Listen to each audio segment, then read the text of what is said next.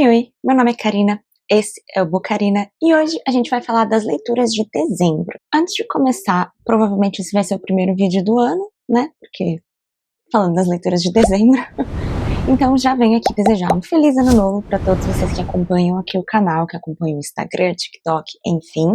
Esse espaço é o meu lazer, onde eu divido e converso sobre diversas coisas com vocês, fiz muitos amigos, então agradeço a companhia e que seja um ótimo ano para todos nós. Vamos então começar e falar então das últimas leituras do ano, né?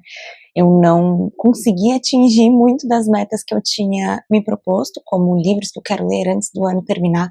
Dezembro e novembro foram meses mais lentinhos de leitura, principalmente porque eu voltei a jogar videogame depois que na Black Friday eu comprei o PlayStation 5, então eu foquei muito do meu tempo nisso, nesses últimos tempos, e agora, ano novo, hoje é literalmente dia 1 de janeiro, e esse ano eu volto a trabalhar presencial, como é aparentemente a tendência da maioria das empresas, mesmo eu trabalhando com tecnologia, eu sou desenvolvedora, vou ter que ir presencial, longe de casa, inclusive, pelo menos 1h30 aí de viagem. Então, eu acredito que eu vá encaixar minha leitura nesses momentos de transporte. Creio também que esse ano vai ser um ano mais lento de leituras, exatamente por isso eu tenho que reorganizar toda a minha vida em torno desse tempo que eu vou perder em transporte. Mas, vamos ver, né? Vamos focar aqui em leituras de dezembro. O primeiro livro que eu terminei no mês foi o Fúria Vermelha, do Pierce Brown.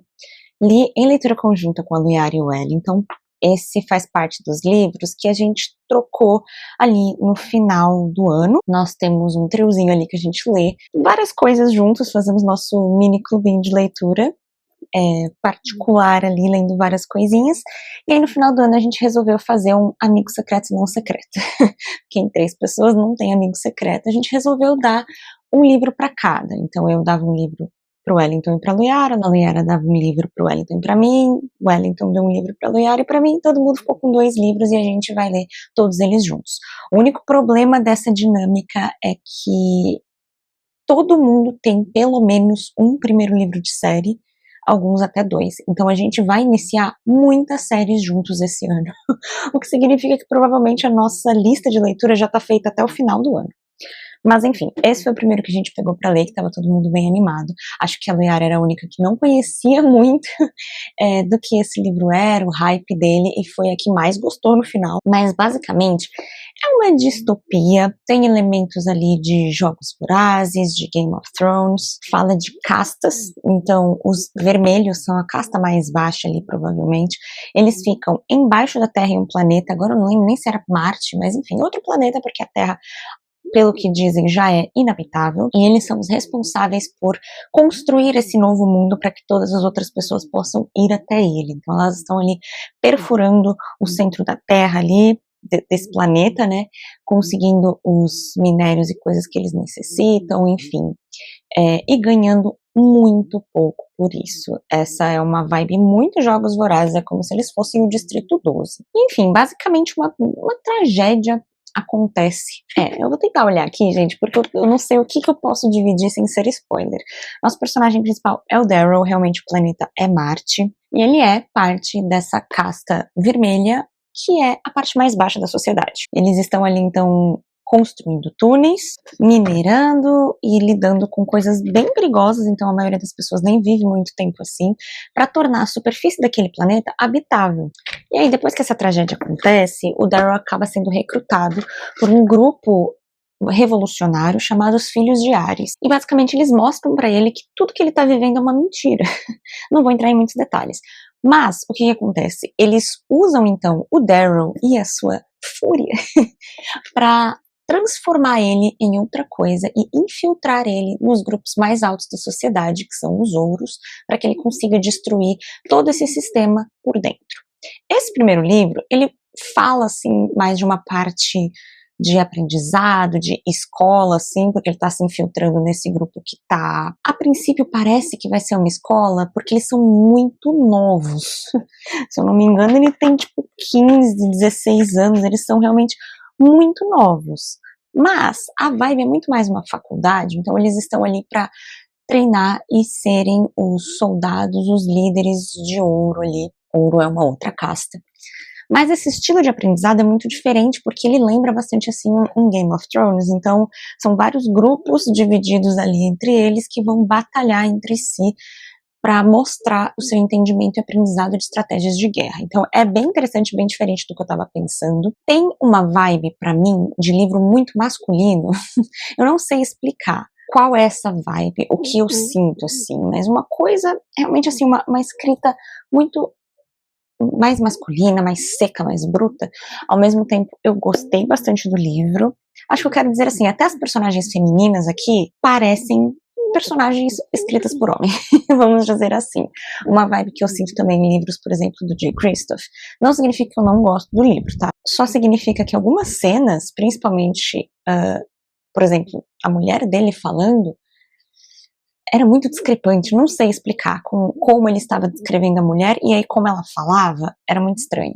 Mas, enfim, gostei bastante. Quero continuar a série, a gente vai continuar junto. Essa é uma série de 3 livros e agora tem mais 3 livros. Não li nada sobre, porque eu não quero pegar spoilers, não sei se é uma série completa ou dividida realmente em 2 trilogias. Incrível, eu consegui me apegar bastante a diversos personagens, fiquei surpresa com diversas coisas. O final, pra mim, foi assim, o que esse cara tá fazendo? Porque foi totalmente diferente do que eu tava querendo que ele fizesse mesmo, no meu íntimo, na raiva que eu tava sentindo. Animadíssima pra partir pro próximo, e eu nem falei, né? Mas eu dei 4 estrelas e meia. Realmente eu tirei essa meia estrela porque senti que talvez faltou um negocinho a mais e demorei um pouco pra me acostumar com o tom da narrativa do autor. Aí, gente, eu li muita coisa no Kindle esse mês. O segundo livro que eu terminei foi Monstrilho, do Gerardo Samano Córdova. Esse é um livro bem peculiar. Ele é um livro até curto, sim, relativamente, mas que eu demorei bastante para ler, porque ele é denso, ele é praticamente blocões de texto, assim, eu senti também. Mas vai falar de um casal que logo no começo do livro eles acabaram de perder o filho. O filho deles, se eu não me engano, ele tinha um pulmão só. Então ele sempre teve muitos problemas respiratórios e coisas do tipo, e aí ele vem a falecer. E aí a gente tá nesse momento em que os pais acabaram de descobrir que ele está morto. Ele é literalmente ali na cama dele e eles estão pelos primeiros estágios do luto. E a mãe, num impulso, numa coisa louca assim, ela entra no quarto, abre o filho e pega um pedaço do pulmão dele, que seria a parte mais especial do menino, né? E guarda com ela. E aí eles tentam ali viver os dois juntos por mais um tempo, mas acaba ficando uma questão muito estranha, eles não estão conseguindo conversar direito, ela não tá sabendo viver o luto dela, então ela só segue o marido pra cima e pra baixo, enquanto o marido tá se desfazendo no luto, e aí ela volta a morar com a mãe e leva esse pedaço de pulmão, que é quando a governanta ali que mora com a mãe dela, conta pra ela de uma lenda, onde uma mulher então alimentou um pedaço de um cara que tinha morrido, e esse pedaço acabou crescendo, se desenvolvendo novamente em um homem, não o mesmo homem, mas um homem. E ela começa então a alimentar esse pedaço de pulmão e ele realmente começa a crescer, uma coisa, uma criatura, não é humano, não é o filho dela, mas ele começa a se desenvolver, tipo uma bolinha com dentes e uma cauda, e ela acaba chamando ele de monstrilho. E a gente vai ver então, por meio dessa coisa meio realismo mágico, todos os estágios do luto, como toda a família acaba lidando com essa situação, tanto a mãe quanto a mãe dela, a avó na casa onde ela foi morar, a melhor amiga e, eventualmente, o próprio marido. Mas, ao mesmo tempo que a gente está falando desse luto, a gente está falando do próprio monstrilho, porque a gente tem alguns pontos de vista. Começa pela mãe, depois a gente vê o ponto de vista, acho que da melhor amiga, porque ela tá ali também vivendo diariamente com aquela situação, e o ponto de vista do pai, que também acaba se apegando a essa criatura depois de um tempo, né? E aí, por fim, a gente tem o ponto de vista do próprio monstrilho, porque a gente vai ver, então, ele crescendo ao longo do tempo, ficando com feições mais humanas, e aí é o momento em que a família, principalmente a mãe, decide que, olha, essa cauda é o que não tá deixando ele ser humano, então vamos cortar. E esse é um momento muito brusco e decisivo dessa história, porque pelo ponto de vista do próprio monstrilho, isso é o que acaba mais aprisionando ele, porque é muito difícil falar sobre esse livro, mas a gente cai muito na discussão de o que torna alguém humano. É só a aparência? É o modo como ele fala? É a personalidade?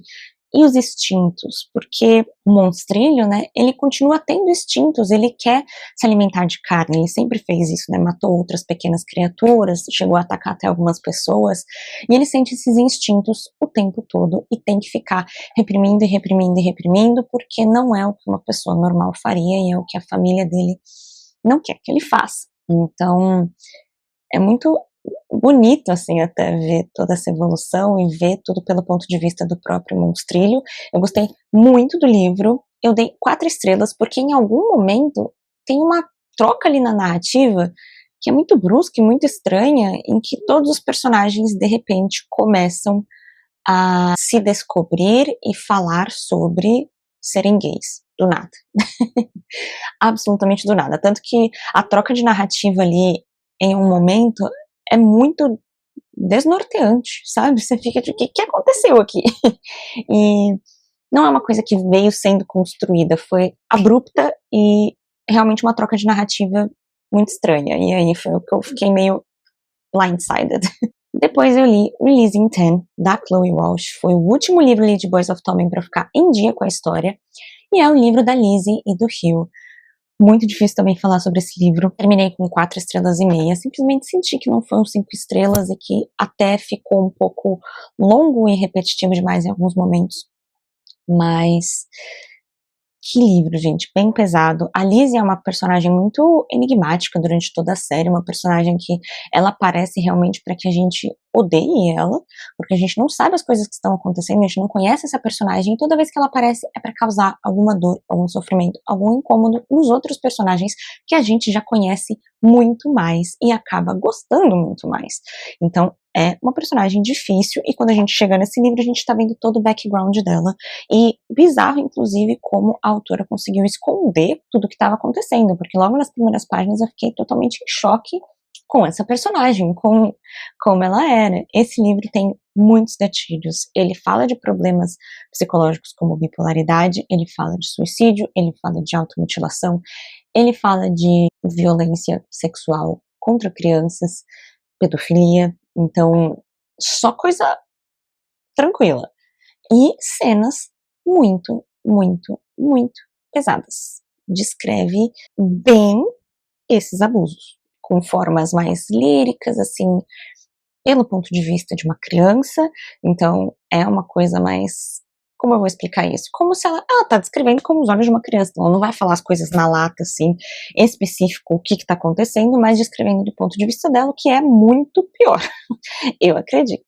Então, foi um livro difícil, foi complicado, e ao mesmo tempo ele mexe muito com a nossa percepção, porque ele tá descrevendo uma pessoa que tem esses problemas de bipolaridade, e é uma doença complicada, que foi diagnosticada cedo, então a gente vê muitas mudanças de humor, a gente vê mudanças de personalidade, e aí numa hora a gente tá vendo pelo ponto de vista dela, vendo tudo que tá se passando na mente dela, o que é bizarro, a autora descreveu muito bem esses momentos de spiraling, que eu não sei como traduzir exatamente essa palavra, mas os momentos que ela tá entrando em crise de mania, e vendo pelo ponto de vista dela, a gente vê o quão rápido o pensamento dela muda de uma coisa feliz para uma coisa triste, de repente ela tá com muita raiva, de repente ela tá excitada, e a gente não consegue acompanhar esse raciocínio. Então, vendo pelo ponto de vista dela, a gente compadece muito, e aí quando a gente vê do ponto de vista do Hugh e vê as atitudes dela com as outras pessoas, é frustrante, sabe? Dá raiva dela.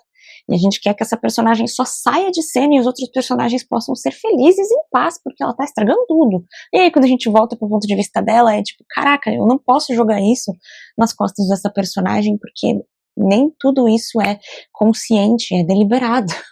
Então, assim, um livro complicadíssimo, gostei muito, tô louca pra ver a segunda parte dessa história, porque eu sinto que nem chegou no que a gente já viu. Ele parou ali no momento que provavelmente a gente tá começando o primeiro livro, talvez. Então, ainda tem muita coisa pra ver.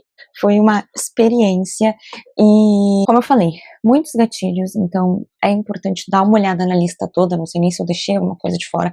Toda essa série tem muitos gatilhos. Todo livro tem algum problema foca sempre num casal e sempre tem alguma coisa muito pesada.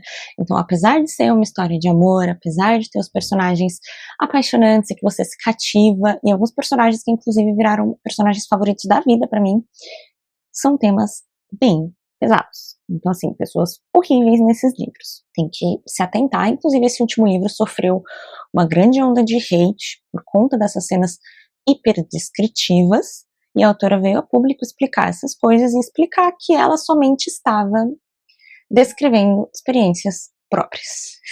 Então, assim, eu já tinha visto isso antes de ler o livro, tornou tudo muito, muito, muito pior. Enfim, vamos pro próximo. Eu li também Rogue Protocol, da Martha Wells, que faz parte daquela série Murderbot Diaries. Esse é o terceiro livro. São livros muito curtos, muito episódicos, é gostoso de ler, é rápido de ler, eu acho que teve umas 150 páginas no máximo. E eu dei 3,5, porque assim como os outros, por ser tão episódico e rápido, eu não sei, eu não consigo tanto me apegar às coisas e falar, caraca, esse livro foi incrível, mas ele é muito divertido. E nesse aqui, novamente, a gente acompanha o Murderbot, vou tentar não falar muito, mas ele tá ali viajando para um outro local, um local que aparentemente é uma mina, vamos dizer assim, um planeta de mineração que tá abandonado, mas por algum motivo tem ainda algumas viagens sendo feitas para lá e ele quer descobrir algumas coisas, algumas pistas sobre aquele grupo que a gente encontrou no primeiro livro, para ajudar as pessoas do primeiro livro novamente, apesar de eles estarem mais distanciados. Quando ele chega nesse planeta, então, tem algumas pessoas, ele tem que se identificar ali como um especialista em segurança, e ele encontra esse grupo, que eu acho que são as 4 pessoas, e um robô. E eles tratam esse robô como um amigo, realmente, sabe? Como um robô, assim, com suas características, suas opiniões próprias, eles dão até certa independência para ele e escolhas, e o robô, obviamente, também vê os humanos dessa forma. E isso incomoda muito o nosso Murderbot. Primeiro ele começa a chamar ele de Petbot, tipo, você é só um bichinho de estimação para eles. E ao longo do livro a gente vai ver ele analisando por que ele se incomoda tanto com esse robô. É realmente porque ele tá se fazendo de pet, tá sendo enganado por esses humanos e isso é ridículo. Ou porque ele tá se incomodando com a relação verdadeira que esse robô tem com os humanos, sabe? Então, esse é um ponto muito central dessa história e eu gostei bastante, foi um dos meus favoritos até agora, entre os 3 livros. Depois eu li mais um livrinho físico, que foi O Massacre, do Luciano Lamberti. Gente, amei esse livro, super curtinho mesmo, mas eu acabei gostando muito. Ele vai falar de uma região ali na Argentina, que aqui se chama Kruger, e é uma regiãozinha, assim, uma vila pequena, vamos dizer, toda construída em volta desse hotel, que o dono é esse tal de Kruger, então por isso a vila até se chama assim, foi se construindo aos poucos, virou uma vila pequena, que todo ano faz um festival de neve. E aí nesse último festival de neve que teve, todos os moradores se mataram, basicamente, foi uma grande tragédia, um grande massacre, e não foi uma pessoa ou um pequeno grupo que cometeu esses crimes, mas todas as pessoas daquela vila, todos os turistas, todo mundo participou, então foi um grande surto coletivo, e a gente vê por meio de pequenas entrevistas ou capítulos narrados do ponto de vista de várias das pessoas, o que aconteceu. É muito interessante, então eu gostei bastante. O primeiro capítulo, ele já é bem impactante, que é o Ratos, porque ele vai narrar então do ponto de vista da senhora Rosales, um dia que ela acorda ali bem no dia do festival, muito perto do festival, ela acorda e pensa, hoje eu vou fazer um bolo delicioso, do nada. E aí ela pega a lista dela de coisas pra fazer, ela avisa o marido tá super de mau humor, falando, cala a boca, quero dormir, super grosso. E ela olha então a lista de coisas que ela precisa comprar e tá lá, meia dúzia de ovos, 1 litro de leite, farinha com fermento, doce de leite, creme de leite, laranja, açúcar, raticida. E ela fala, raticida? Ah, sim, porque tem muitos ratos aqui e às vezes eu mato eles pisando em cima, ou às vezes com um machado, e tem muitos ratos nessa casa e eu preciso me livrar desses ratos. E aí ela fala de como ela começa a sonhar com esses ratos subindo em cima dela, entrando pela boca dela, e isso tá deixando ela muito agoniada, então ela tem que comprar esse raticida e ela vai pro mercado e compra. E aí o cara avisa, né, 2 medidas já é o suficiente pra matar todos os ratos. Beleza, ela volta pra casa, pensando que poderiam estar escondidos dentro da roupa dela, que os ratos iam comer o bolo dela. E aí ela tá pensando tudo isso, chega em casa e começa a fazer o bolo, pensando vai ser um ótimo bolo, todo mundo vai amar o meu bolo, e ela coloca as 2 medidas no bolo. Assim, de repente, pensando, 2 medidas são mais que suficientes, se eu colocar mais, vão sentir o gosto. 2 é o suficiente, ninguém vai sentir, vai ser um bolo ótimo. Simplesmente faz o bolo com raticida e serve.